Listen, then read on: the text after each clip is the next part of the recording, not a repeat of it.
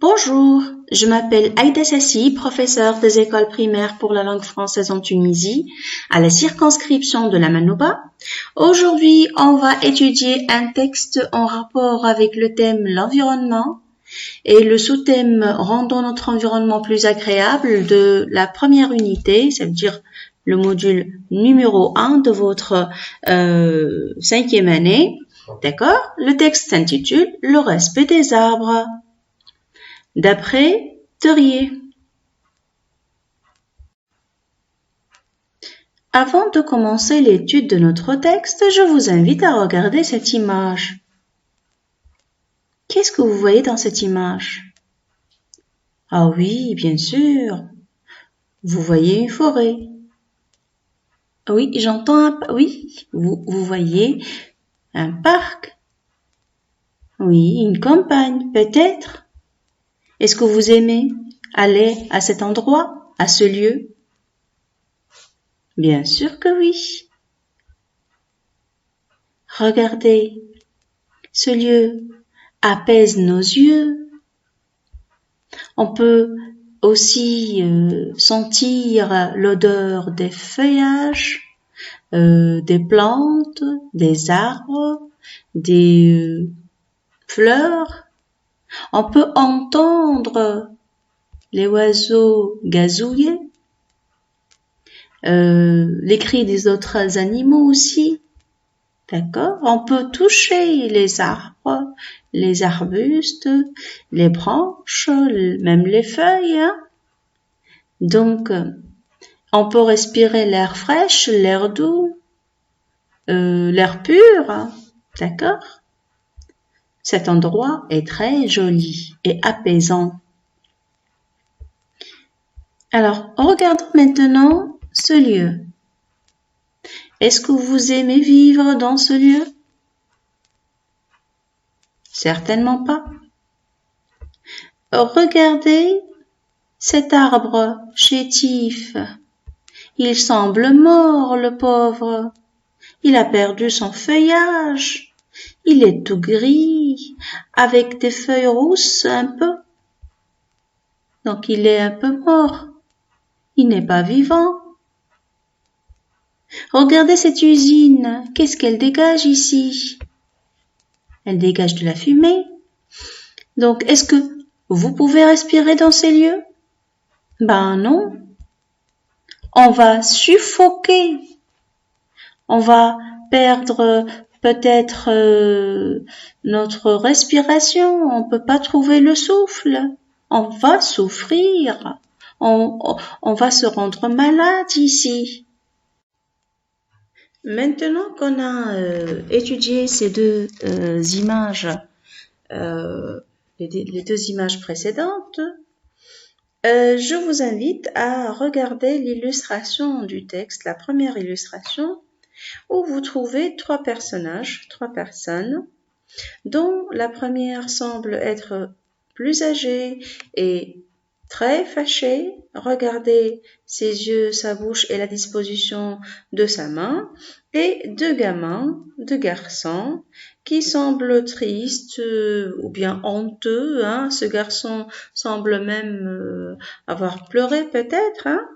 Donc, concernant le lieu, il me semble que c'est un champ puisqu'il y a des trous ici. Et concernant le temps, bien que le ciel est nuageux, on peut visionner le soleil, donc c'est le matin, d'accord? Donc, on peut dire le matin, ce grand-père est en train de gronder, de punir ses neveux, ses deux petits-fils, d'accord? Ça, c'est une peut-être proposition en regardant l'image.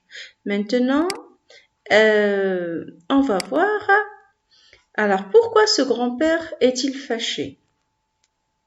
Donc, avant de lire le texte, il faut regarder le titre. D'accord? Et on va chercher une relation entre la question, l'image et le titre. D'accord? Donc, ce grand-père est fâché et on a ici le respect des arbres. Alors, quelle est la relation des enfants avec les arbres?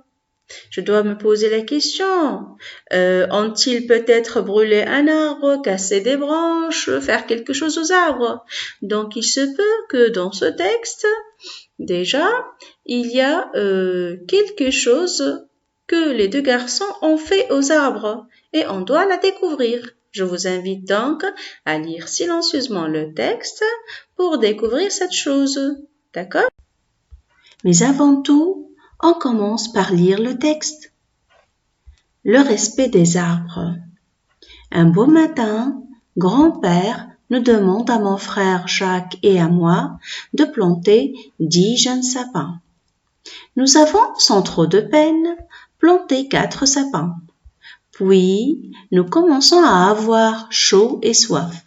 « Et toi, ça t'amuse de planter des arbres ?» me demande Jacques en s'essuyant le visage. « Moi?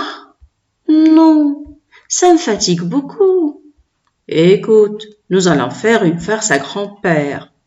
Plantons les autres sapins la tête en bas. »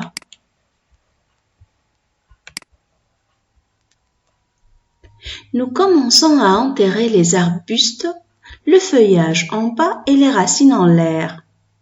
Le soir, grand-père nous dit en souriant: « Combien avez-vous planté de sapins? »« Tous les sapins, grand-père. » Le lendemain, très fâché, grand-père nous conduit à l'endroit où nous avons planté les jeunes sapins.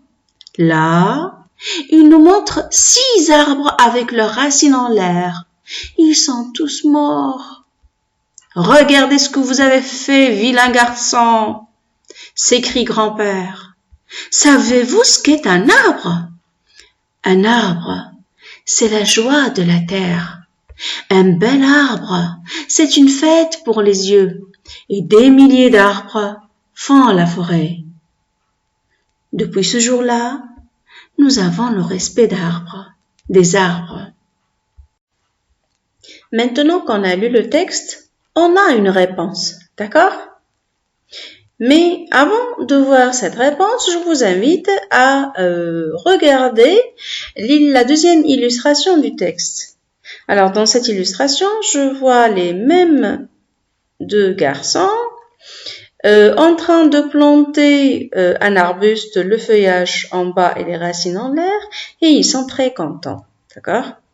D'après ce qu'on sait déjà, vous savez bien qu'un arbre respire à travers son feuillage et se nourrit, ça veut dire il mange à travers ses racines.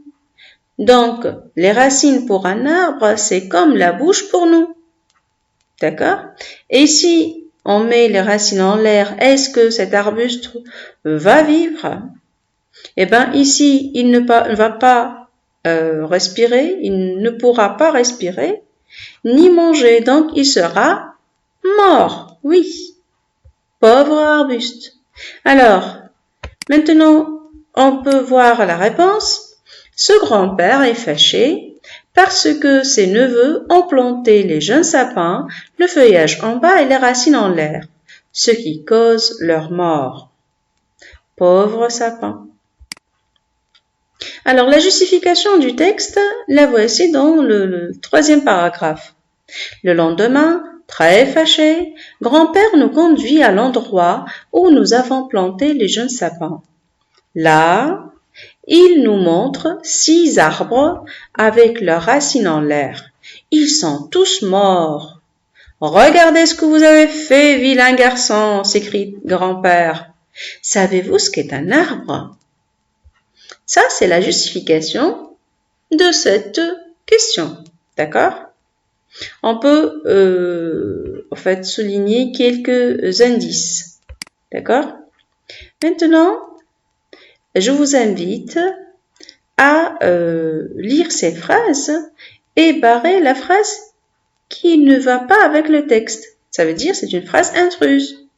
D'accord? Alors, première phrase. Grand-père demande aux enfants de planter des sapins. Est-ce que cette phrase est correcte?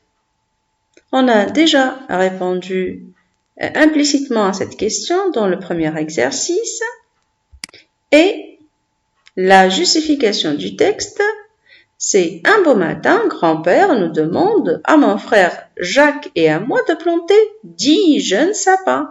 Donc cette phrase, elle est correcte. Je ne la barre pas. D'accord? Deuxième phrase. Les deux garçons enterrent les arbustes, les racines vers le ciel.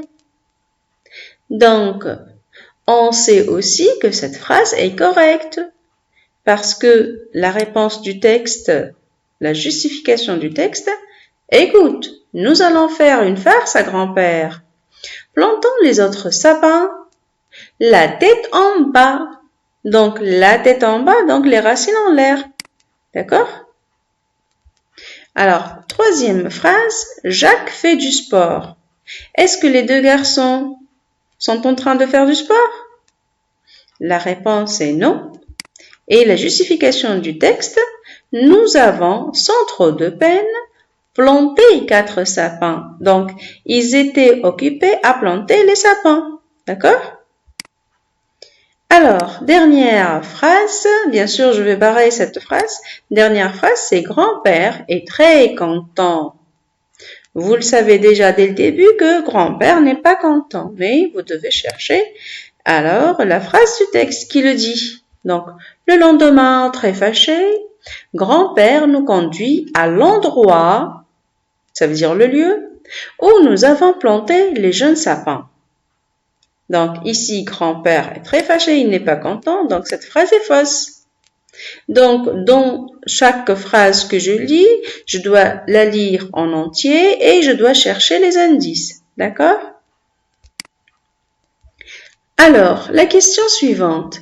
Quelle est la farce que Jacques et son frère font à leur grand-père? Alors, lisons bien le texte et cherchons cette farce. Déjà, on a répondu à cette question dans les activités précédentes, si vous vous souvenez, d'accord? Alors, la farce que Jacques et son frère font à leur grand-père, c'est qu'ils plantent les arbustes, le feuillage en bas et les racines vers le ciel. D'accord? Alors, ici, on remarque 3 choses. La consigne ici, la question, la phrase interrogative commence par un mot qui indique la question. C'est un mot interrogateur. D'accord? Et un point d'interrogation. Alors, quelle est la farce que Jacques et son frère font à leur grand-père? C'est la question. Lorsque je dois répondre, je dois reformuler la question, ça veut dire commencer par des mots qui appartiennent à cette question dans une première partie et dans la deuxième, apporter ma réponse. Et il ne faut pas oublier qu'il faut lier les deux parties. Hein? Alors, ici, la farce que Jacques et son frère font à leur grand-père, cette phrase s'appelle la reformulation de la question. Et dans cette année, vous devez à chaque fois reformuler la question, d'accord? Votre réponse, bien sûr, vous la trouvez déjà dans le texte, plante les arbustes, le feuillage en bas et les racines vers le ciel. Il faut lier ces deux parties. Et les mots qu'on a utilisés pour lier ces deux parties, c'est cette expression-là qui c'est qu'il. D'accord? Bien, on passe maintenant à une autre question. Est-ce que les deux enfants regrettent ce qu'ils font, ce qu'ils ont fait? Alors, dans cette question, on remarque qu'elle se commence par « est-ce que ?» c'est un point interrogateur, c'est un mot interrogateur et se termine par un point d'interrogation. Donc, c'est une phrase interrogative. D'accord? Donc, lorsqu'on nous demande ou bien nous dise « est-ce que tu as mangé un gâteau par exemple ?» La réponse ne peut être que par oui ou bien par non et tu vas terminer la réponse. Par exemple, oui, j'ai mangé le gâteau. Non, je n'ai pas mangé le gâteau. D'accord? Ici, est-ce que les deux enfants regrettent ce qu'ils ont fait? Regardez leur visage. Regardez leur tête penchée vers le bas. Hein? Leurs épaules. Donc, il semble qu'ils regrettent ici. Et en lisant le texte, déjà, on comprend qu'ils regrettent ce qu'ils ont fait. Donc, la réponse est oui. Et après ce oui, on doit écrire, on doit faire une virgule. D'accord? Oui. Les deux enfants regrettent ce qu'ils ont fait. Ça, c'est la reformulation. Et le mot de liaison, ici, j'ai choisi puisque. Donc, je répète. Oui, les deux enfants regrettent ce qu'ils ont fait puisque, depuis ce jour, ils ont le respect des arbres. D'accord? Donc, ce que je peux retenir, c'est avec est-ce que je dois ou bien dire oui ou bien dire non et reformuler et puis répondre. Je n'oublie pas le point, le mot de liaison. D'accord? Allez, on passe à une autre activité. Maintenant qu'on a vu globalement les idées du texte, on va manipuler quelques mots. Et dans cette première partie de ce module, on va s'intéresser aux synonymes des mots qui ont le même sens. D'accord? À travers cette activité, on va remplacer le mot encadré par un ou bien des mots du texte. Je vais vous donner des phrases qui n'appartiennent pas au texte, qui ne parlent pas du texte. Mais il y a un mot qui a un mot équivalent dans le texte. L'enfant fait ses exercices facilement. Il y a un mot dans le texte qui a le même sens que facilement. D'accord? Cherchez-le. Allez. Donc ici, le mot c'est, ou bien le groupe de mots c'est sans trop de peine. D'accord? Alors je peux dire l'enfant fait ses exercices sans trop de peine.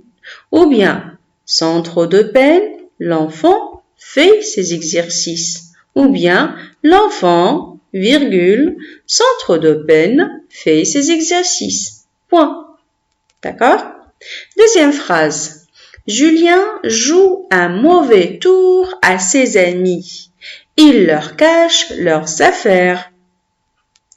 Donc, je dois chercher le synonyme de cette petite phrase. Joue un mauvais tour. Bien sûr, vous l'avez trouvé. Julien fait une farce à ses amis. Il leur cache leurs affaires. D'accord? Maintenant, on passe à la troisième phrase. Daniel, le lutin. Le lutin, c'est un nain. C'est un petit homme ou bien petite créature. D'accord? Daniel, le lutin, est irrespectueux. Il jette les ordures par la fenêtre.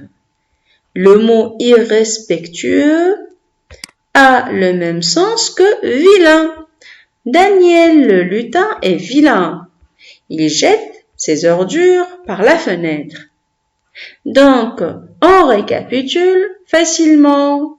Et synonyme de sans trop de peine, jouer un mauvais tour a le même sens que fait une farce et irrespectueux est équivalent à vilain. D'accord?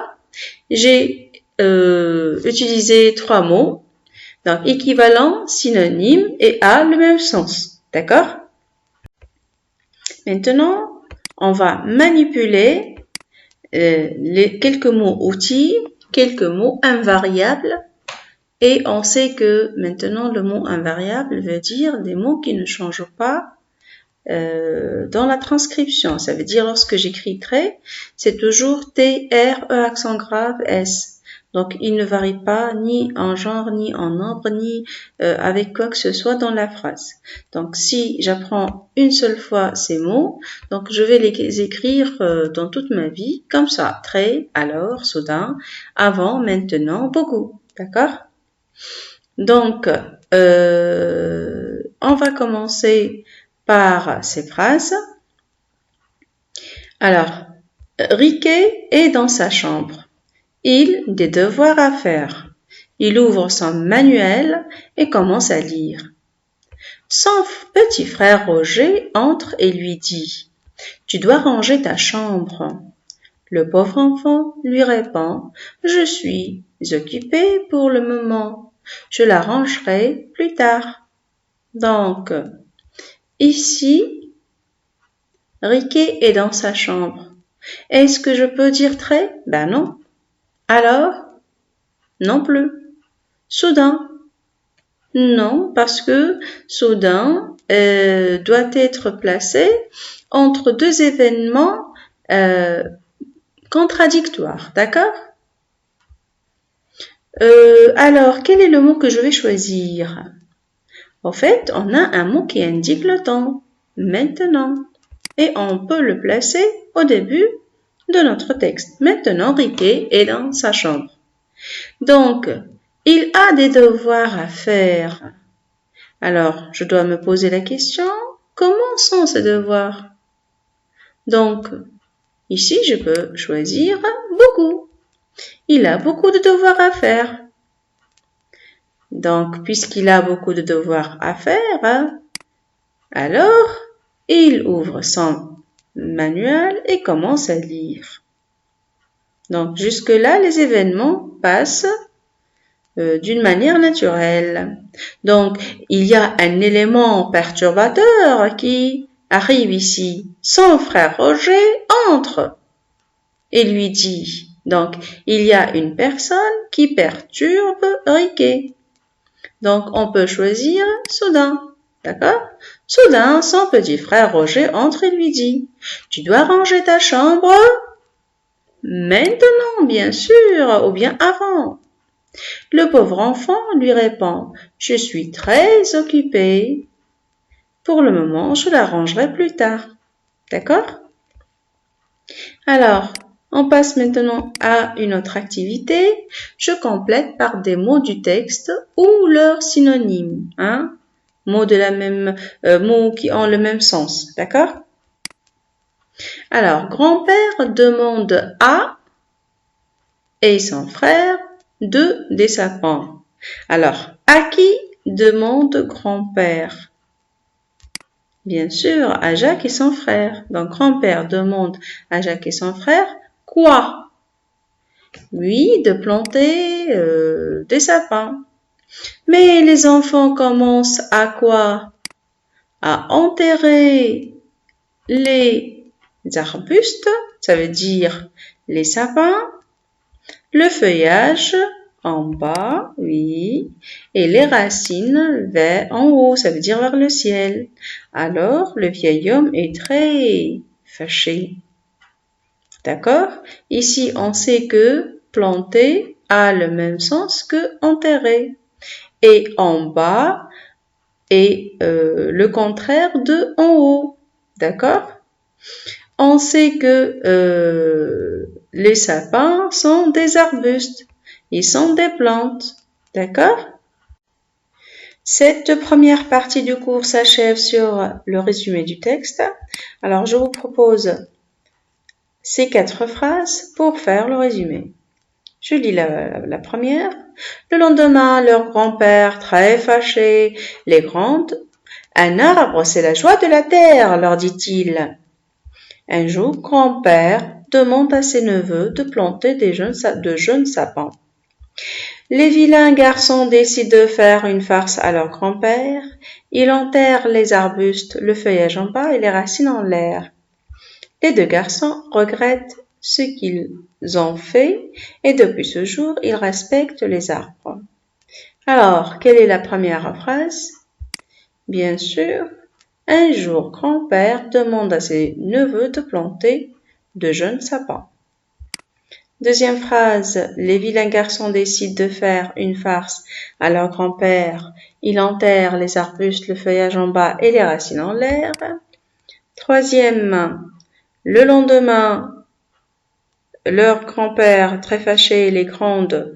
Un arbre, c'est la joie de la terre, leur dit-il. Et la fin, les deux garçons regrettent ce qu'ils ont fait et depuis ce jour, ils respectent les arbres.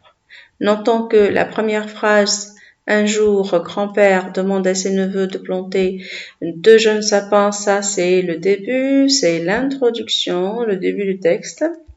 Deuxième phrase, les vilains garçons décident de faire une farce à leur grand-père, il enterre les arbustes, le feuillage en bas et les racines en l'air, c'est le premier paragraphe de la suite. Et le lendemain, leur grand-père, très fâché, les gronde, un arbre, c'est la joie de la terre, c'est le deuxième paragraphe de la suite. Ça veut dire, dans la suite, il y a 2 paragraphes. Et la fin, donc, de ce texte, les deux garçons regrettent ce qu'ils ont fait et depuis ce jour, ils respectent les arbres. Alors, je vous demande de transcrire ce paragraphe ainsi corrigé sur vos cahiers de recherche en respectant la silhouette du texte narratif. D'accord? Maintenant, après avoir compris l'idée générale du texte, son vocabulaire, on passe à une activité très importante et qui est liée au projet d'écriture et qui me permet d'enrichir mes outils d'aide. Donc, cette activité, la première activité, c'est la manipulation des substituts, l'usage des substituts, l'utilisation des substituts. Donc, qu'est-ce que ça veut dire substitut? Ce sont des mots qui me permettent d'éviter les répétitions. On a utilisé tout à l'heure les synonymes. D'accord? Et on va voir avec cette activité qu'il n'y a pas que les synonymes que je peux utiliser. D'accord? Alors, Jacques et son frère plantent des sapins. Les sapins sont verts, les sapins commencent à grandir car les deux garçons arrosent les sapins. Donc, vous voyez ici qu'il y a une répétition moche qui n'est pas bonne du tout des mots sapin. Alors, dans ce paragraphe, on doit éviter les répétitions. Alors, ici, le mot sapin se répète 4 fois. Donc, je dois éliminer les 3, laisser la première et éliminer les 3 restantes. Alors, on doit les remplacer par des mots qui ont le même sens que le sapin. Dans le texte, on a vu le mot arbuste et plante, d'accord? Et pour le dernier, on va voir comment on va le manipuler, d'accord? On peut dire donc, Jacques et son frère plantent les sapins, les arbustes sont verts, les plantes commencent à grandir car les deux garçons arrosent les sapins. Et ici, on peut, dans ce cas, puisqu'il y a ici un verbe, éliminer le mot sapin et placer ici ce déterminant, cet article, avant le verbe. D'accord? Donc, et ça s'appelle l'ellipse. Ça veut dire on a supprimé directement le nom et on l'a remplacé par un pronom. D'accord? Donc, on peut dire les plantes commencent à grandir car les deux garçons, hop, les arrosent. Et je mets bien sûr mon point ici. D'accord? Donc, cette activité nous a fait comprendre quand est-ce que et comment utiliser les substituts, ça veut dire les mots qui évitent les répétitions. Maintenant, on va voir toujours pour m'outiller, pour enrichir mes outils d'aide au projet d'écriture, on va s'intéresser au cadre temporel, ça veut dire aux indices, aux indications qui montre le temps dans le texte. D'accord? et qui indique que les événements se suivent, que l'histoire, au fait, comment dirais-je, l'histoire, elle passe par des moments, d'accord? Donc, le narrateur a utilisé des mots qui indiquent la succession des événements, hein, les événements se suivent et qui font avancer le récit.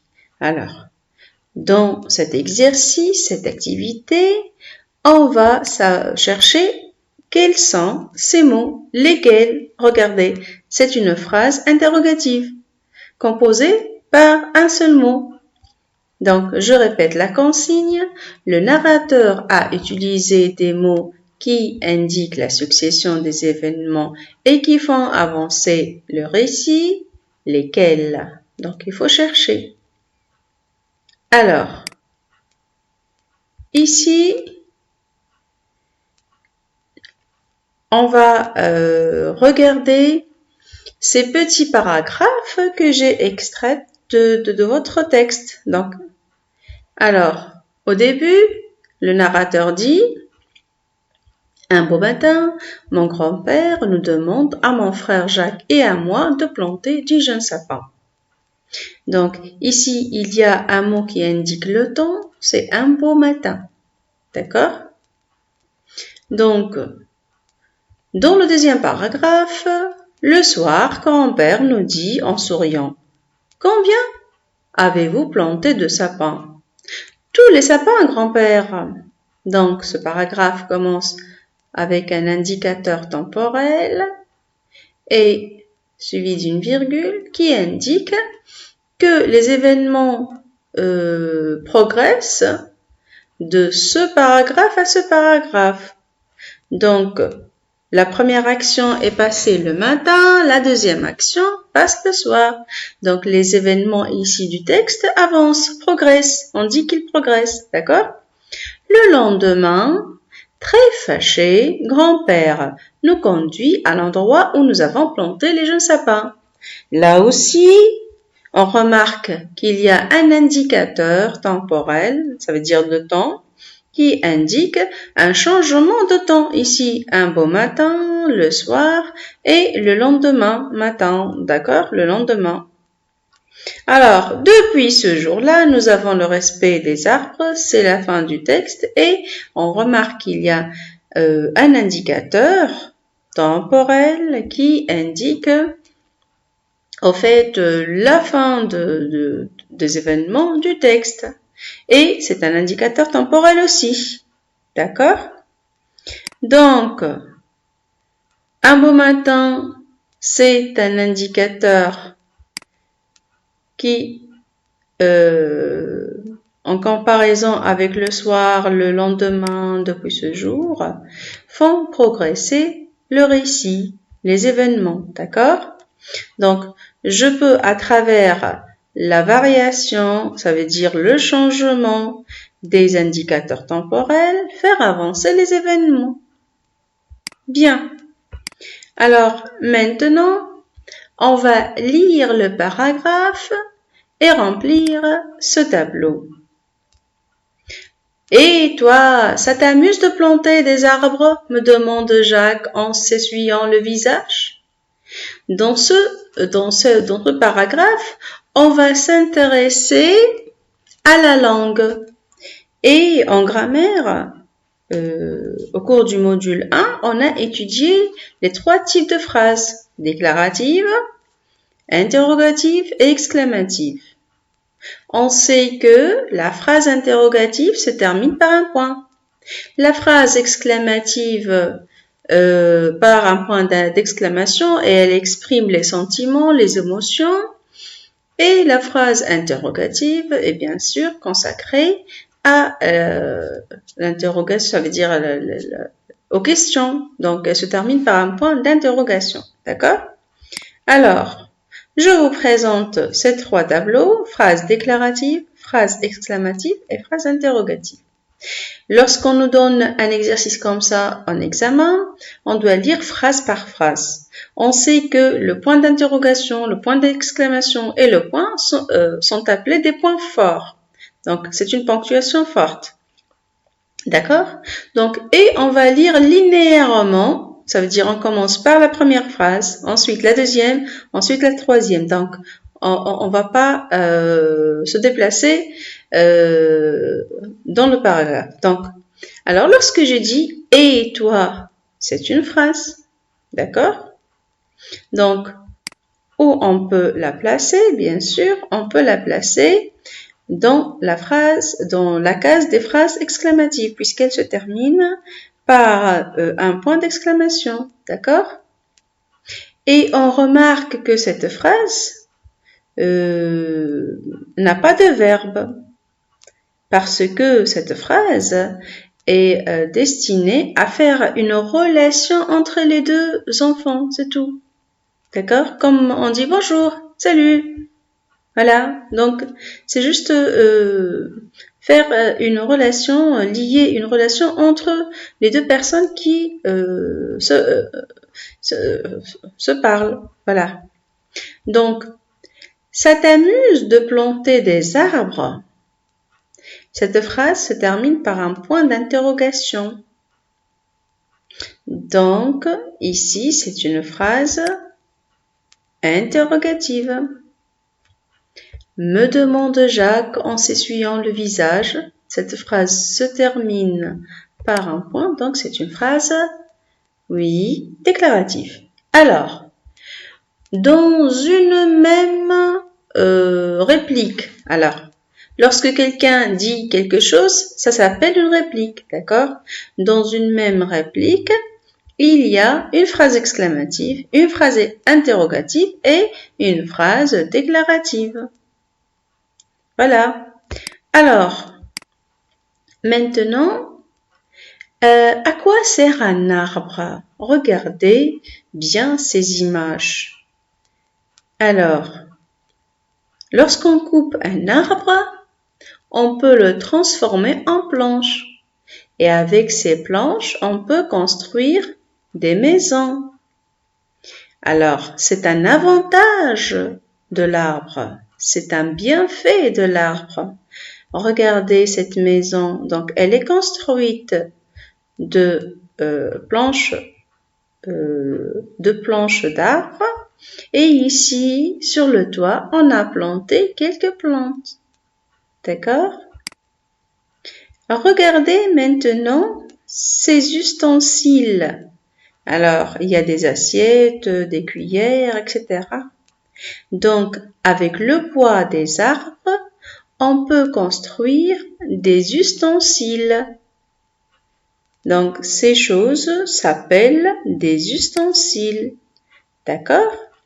Donc, alors, l'arbre nous procure du bois pour construire nos maisons et des ustensiles pour la cuisine. Ustensile, c'est un mot nouveau que vous devez apprendre. D'accord? Alors, regardez maintenant que peut nous fournir un arbre. Voilà. Donc, ici, qu'est-ce que je vois? Donc, un poirier, un pommier. Hein? Ici, voilà, divers arbres. Donc, il y a les fruits, les légumes, l'huile ici. Hein? Donc, il y a des plantes médicinales qu'on emploie pour faire des médicaments. D'accord? Alors, ici aussi, avec le bois des arbres, on peut fabriquer des meubles. Voilà. Donc, l'arbre est très utile pour l'homme. D'accord? Regardez maintenant ces phrases et choisis la bonne réponse. Alors, l'arbre est très utile pour nous, pour l'humanité, pour tout le monde. Donc, on doit le respecter, n'est-ce pas? Donc, je respecte les arbres, alors je les arrose. Est-ce que vous êtes d'accord? Oui, on doit les arroser parce que sans eau, ils mourront. D'accord? Et pour bien entretenir un arbre, pour veiller à un arbre, pour prendre soin d'un arbre, on doit l'arroser. D'accord? Deuxième proposition, je n'arrache pas leurs feuilles. Bien sûr, je ne dois pas arracher leurs feuilles. C'est comme les poumons pour nous. Ils respirent à travers leurs feuilles. D'accord? Donc, je ne casse pas leurs branches. Oui, je ne dois pas casser leurs branches, puisque les branches, c'est elles qui tiennent les feuilles et les fruits de cet arbre, les fleurs aussi de cet arbre. Donc, je jette une pierre sur les arbres pour faire tomber les fruits. Alors, je ne suis pas d'accord avec cette proposition parce que lorsque je jette des pierres sur un arbre, ses branches vont être cassées et même ses fruits. Et lorsqu'il est cassé, donc il peut attraper des maladies. D'accord? Même l'arbre peut attraper des maladies. Donc, la dernière proposition, j'arrache les fruits qui ne sont pas encore mûrs, qui ne sont pas encore prêts à manger. Alors, lorsque j'arrache les fruits qui ne sont pas prêts encore à manger, donc ils ont peut-être un goût aigre, ils ne seront pas bons, donc je vais les jeter. Et ici, avec ce que je viens de faire, je n'ai pas laissé le temps à ce fruit pour mûrir, pour devenir mûr. D'accord? Et ce n'est pas une bonne chose. D'accord? Donc, ces deux propositions, on doit les enlever. D'accord? Donc, pour entretenir, pour respecter un arbre, alors pour respecter un arbre, il faut l'entretenir. Qu'est-ce que ça veut dire entretenir? Je dois l'arroser, je dois aussi lui donner quelques ingrédients, ce que ça veut dire comme des vitamines, etc. D'accord? Je n'arrache pas leurs feuilles, je ne casse pas leurs branches. Bien. Voilà. Et je vous demande de trouver d'autres choses que je peux faire aux arbres et qui montrent mon respect. Alors, ici, avec cette activité, et après avoir lu le texte, je vous demande de chercher un paragraphe qui vous plaît, que vous aimez. Alors, je vous laisse le temps de le faire et on va en discuter ensemble.